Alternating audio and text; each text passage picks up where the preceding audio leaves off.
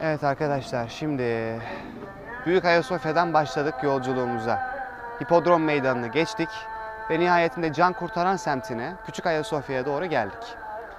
Yapı İstanbul'un fethinden sonra atıl halde kaldığından dolayı, cemaatsiz ve boş kaldığından dolayı bir camiye çevrilmiş. Ancak orijinali 6. asırdan beri gelen çok güzel bir kilise binasıydı. Osmanlılar buna Küçük Ayasofya demişler. Rengi ve mimari özellikleri Büyük Ayasofya'ya benzediği için. Aynı zamanda Büyük Ayasofya'yı yaptıran Justinianus ve eşi Theodora, ki büyük imparatordur kendisi, eşi de Bizans'ın en meşhur kadınıdır. Bu çift Küçük Ayasofya'yı da yaptırmışlardır. Aslında Büyük Ayasofya'dan 2 sene kadar daha eskidir bu Küçük Ayasofya. Yani tahmini milattan sonra 530 yılında inşa edilmiştir. Güzel haberi vereyim. Büyük oranda orijinalliğini hala korumaktadır. En azından mimari anlamda orijinalliğini muhafaza etmiştir kendisi. Roma zamanında neden inşa edildi? Bir hikayesi var mı bunun diye sorabileceksiniz. Evet, hikayesi var. Ama hikayesine geçmeden önce mimari anlamda şunları söyleyebiliriz. Yapı buraya inşa edilmeden önce yapının kuzey kısmında, yani bizim arkamızda yer alan yerde zamanında Paulus ve Petrus'a adanan bir kilise olduğunu biliyoruz. O kilise bir avluyla, yani atrium derler Romalılar. Yani sanat tarihinde de terim avlu atrium olarak ifade edilir. Bir atriumla Küçük Ayasofya birleşirdi. Yani günümüzdeki hani Zeyrek'te Pantokrator Kilisesi vardır. Yan yana 3 tane kilisenin birleşmesi şeklinde oluşmuştur. Aynı onun gibi yan yana 2 kilisenin birleştiği bir manastır kompleksiydi Küçük Ayasofya zamanında. Peki Justinian neden burada böyle bir kilise yaptırmak arzu etmiş? Justinian zor bir hükümdarlık geçirmiş. Yani tahta geçişi de biraz enteresan olmuş aslında. Ondan önce amcası Justinus, Roma İmparatoru. Kendisine bir komplo kuruluyor tahtından indirilmesi açısından ve komplo deşifre olunca komployu kuranın yeğeni Justinian olduğundan şüpheleniyor amca Justinus ve onu hapse attırıyor. Tabi Justinianus, yani Justinian, geleceğin imparatorunun bu komploda parmağı var mı yok mu bilinmez. Ama amcasının rüyasına Sergios ve Bakos isimli 2 tane aziz giriyor ki bu azizler zamanında ilk Hristiyanlardan, bir tanesi kırbaçla dövülerek, öbürü kafası uçurularak idam edilmiş kişiler sırf Hristiyan olduklarından dolayı. Sergios ve Bakos amca İmparator Justinus'un rüyasına girmiş ve ona karşı kurulan komploda yeğeni Justinian'ın suçsuz olduğunu, onu hapisten çıkarması gerektiğini söylemişler. Ve amca Justinus da yeğenini hapisten çıkartmış ve Justinian, hapiste yatan yeğen, ileride hükümdar olduğunda bu 2 azize ithafen Aya Sergios ve Bakos Kilisesi'ni inşa ettirmiş. Orijinal adı budur. Aya Sergios ve Bakos. Justinian devrinde inşa edilen hiçbir kilise yoktur ki eşi Theodora'nın da katkısı olmasın. Hakikaten karı koca beraber inşa etmişler.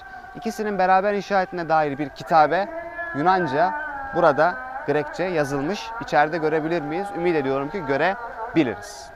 Dediğim gibi fetihten sonra camiye çevrildi. 2. Beyazıt zamanında Darüssaade ağası Hüseyin Ağa diye geçerler. Darüssaade ağalığı Topkapı Sarayı'nda Enderun'dan sorumlu baş ağa, yüksek rütbeli bir Osmanlı memurudur kendisi ve buraya bir medrese ekleterek burayı inşa ettirmiş, imar ettirmiş ve camiye çevrilmiş. İçeride Roma döneminden kalma hiçbir mozaiğe rastlanmamış maalesef. Eskiden mozaiklerin olmadığını düşünemeyiz. Elbette mozaikler, ikonalar vardı ama şu anda günümüzde bu yok. Sadece içeride çok güzel bir takım mermer kabartmalar, Justinianus'un ve Theodora'nın rölyefleri çok güzel göreceğiz birazdan. Zaten mimari anlamda neye benzediğini içeride anlatacağım. İsterseniz avluya doğru geçelim. Aslında hiç kiliseye benzemiyor değil mi? Dışarıdan baktığınızda böyle yine kubbeli Osmanlı camileri gibi. Çok orijinaldir gerçekten. Merkezde kubbenin bulunduğu dünya mimarlık tarihindeki ilk örneklerdendir bu. Dünya Hristiyan mimarlık tarihinde.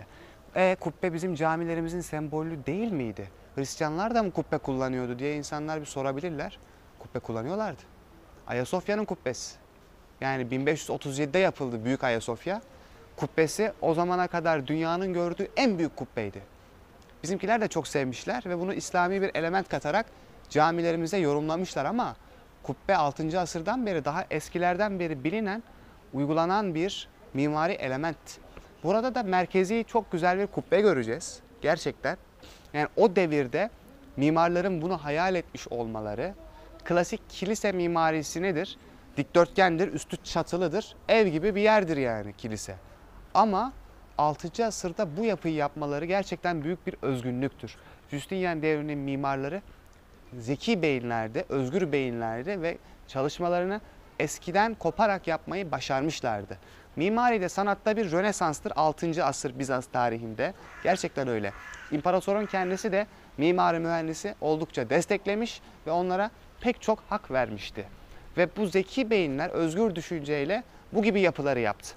Justinian devrinde bir bu çok güzeldir, bir Ayasofya çok güzeldir, bir de Kuzey İtalya'da, Revanna'da San Vitale diye bir kilise var. Aynı bunun gibi. Merkezde bir kubbeli, kare formunda, ileride bizim Osmanlı camilerinin benzeyeceği, Osmanlı camilerinin ilham aldığı ilk kilise yapılarındandır. San Vitale Kilisesi'nin içerisinde, tabi orası cami olmadığı için, harikulade 6. asırdan kalma freskler, mozaikler, melekler, Hz. İsa ve Hz. Meryem monogramları, ikonalar çok güzel gözüküyor. Hele öyle bir fresk var ki İmparator Justinian ve karısı Theodora'yı resmetmişler. Günümüzde Google'a yazın Justinian ve Theodora diye. Resimleri direkt onlar çıkar yani. Oradaki resimler çıkar. Kuzey İtalya'da San Vitale'de Ravenna meşhur. Oradaki kilisemiz. Yine aynı asırda burası yapılıyor. Justinian ve Theodora'dan ayrıntılı bir şekilde aslında Büyük Ayasofya'da bahsedecektim ama madem buraya kadar geldik az çok anlatayım kendilerini. Çok zor bir hükümdarlık oluyor Justinian'ın saltanatı. 532 yılında ona karşı çok büyük kanlı bir isyan çıkıyor.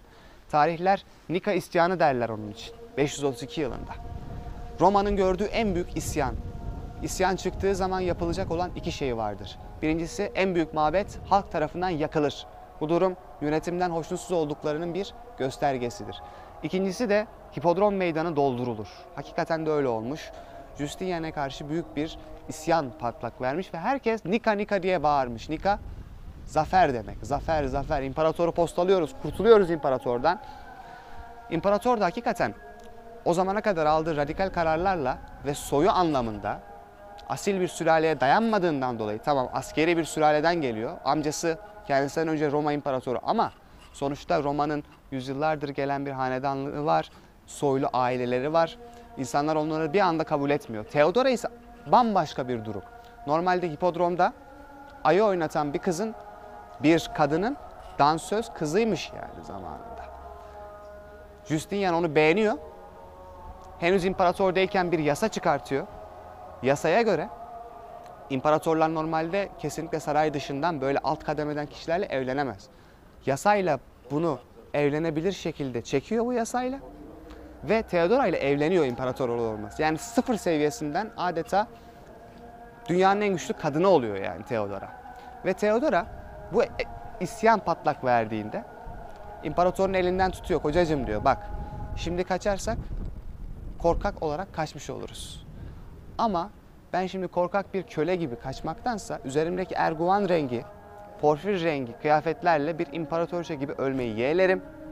Çünkü erguvan rengi kefenlerin en güzelidir cevabını veriyor. Erguvan rengini sadece imparator ailesi giyebilirdi arkadaşlar. Ve imparator karısının bu kararlı duruşunu görüyor. Tamam diyor, o zaman kaçmayalım. Son bir gayretle Generali Belisarius isminde Makedon dev gibi bir adam ve has askerlerini toplayıp hipodroma yolluyor. Önünüze çıkanı katledin diyor. Ve hakikaten hipodromda 20 bine 30 bin arasında katliam. Roma İmparatoru isyan eden halkını, çoluk çocuk, genç yaşlı ayırt etmeden katlediyor. 20 bin ya da 30 bin, devasa rakamlar bunlar. Ve Nika zafer olacağına o zamana kadar görülen en kanlı isyan girişimi oluyor ve imparator tek başına ipleri ele almış oluyor. Bu kilise Nika'dan 2 yıl önce 530'da inşa edildi. Nika isyanında Ayasofya'nın yerinde olması gereken esas Ayasofya yıkıldığı için Justinian günümüz Ayasofya'sını inşa ettirecek bu isyandan sonra arkadaşlar. O zaman yapının dışına bakalım, yavaş yavaş içeriye doğru, namazdan önce hemen girelim çıkalım. Bakın şu orijinal değil, Osmanlı döneminde açılmış bir kapı mesela bu. Cami statüsü verildikten sonra cemaatin rahat girip çıkabilmesi için bir kapı buraya. Evet, son cemaat yeri mesela kiliselerde yoktur ama Osmanlı mimarisinde son cemaat yeri vardır. Son cemaat yerinde de namaz kılınabilir arkadaşlar. Özellikle çok kalabalık olduğu zamanlarda burada namazlar kılınıyor, eskide olduğu gibi. Şurada klasik dönemin sütun başlığı süslemelerini görüyoruz. Bunlara baklava dilimli sütun başlıkları deniyor. Mimar Sinan Türk sanatına kazandırmış bu baklava dilimli sütun başlıklarını. 7'li 8'li sütun başlığı da derler. Arapçadaki 7 ve 8 rakamının üst üste gelmesiyle oluştuğundan dolayı. Yine Hüseyin Ağa tarafından camiye çevrildiğine dair bir kitabe burada yer almakta. Hemen şöyle geçelim. Şu görmüş olduğunuz avlunun çevresi de yine medrese kısımları arkadaşlar. Camiye çevrildiğinde Osmanlılar tarafından inşa edilen bacalı bacalı medrese kısımları. Bir 18. yüzyıl şadırvanı, sonradan inşa edilmiş bir şadırvan var burada. Ve aslında orijinal kalması gereken ama yaklaşık 60 yıllık bir de minaremiz var burada. Minare barok inşa edilmiş. İlk minareye ne olduğunu bilmiyoruz camiye çevrildikten sonra. 18. asırda buraya yeni bir minare yapılıyor. O da yıkılıyor. Bu ancak 1960'larda, 1950'lerde tekrardan yapılıyor. Orijinal bir minare haline getirilmiş. Şuradaki kalem işi süslemeler Osmanlı işidir. Orijinal midir bilemiyorum ama orijinal olmasa bile orijinalin bir taklididir.